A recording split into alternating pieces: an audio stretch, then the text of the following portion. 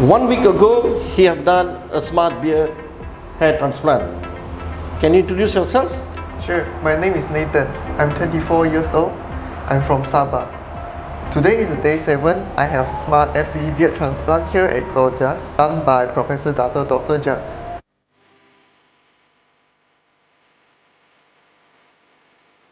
This is actually because many people around me have beard, and I think they look cool. That's why I want to have a beard too.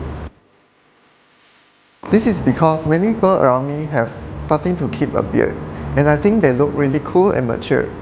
That's why I want to have a beard too. But because of my genetics, it is quite difficult for me to grow a full beard. That's why I want to proceed with a beard transplant procedure.